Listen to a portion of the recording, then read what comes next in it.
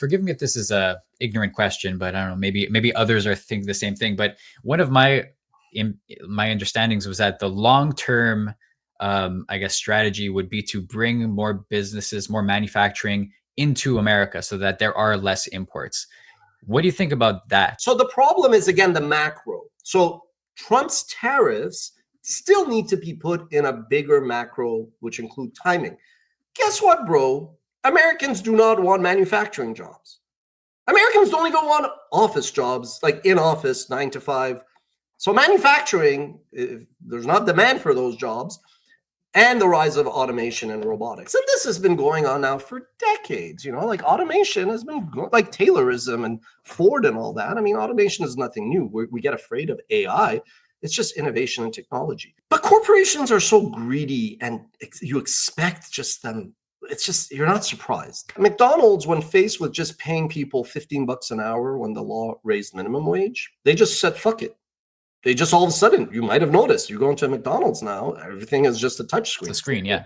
So they're like, great, we're just going to take this path. We're going to go faster. The problem with Trump's fundamental issue, aside from one, not understanding tariffs, not understanding a trade surplus, I might spend a couple $100 a month at the grocery store and the grocery store is not paying me. Why is that the grocery store's fault?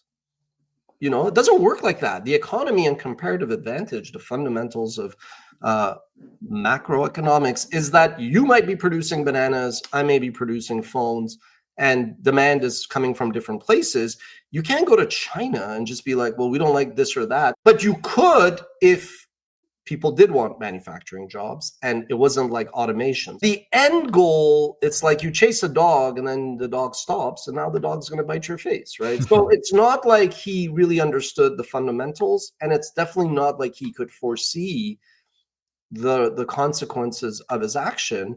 The smartest investors are basically now ringing bells and saying, no, this is a structural change. Also, imagine if I, as the CEO of this company, so yeah, I always say we're teammates, we're on the pitch, that's my mentality. We all work together, but I'm not intellectually dishonest. Yes, I'm the boss, I'm the CEO. But imagine if every day I flip-flop. Would you have confidence? Would you tell your spouse, your family, like, hey, I work at Watch Mojo. I don't know if today we're going here or we're going there. I don't know if we're, vegan menu or it's a carnivore. Like, you'd be fucking confused. You'd be like, yeah, stability is important for leadership. There you go. So if you are any company, if you are any government, do you really trust America anymore?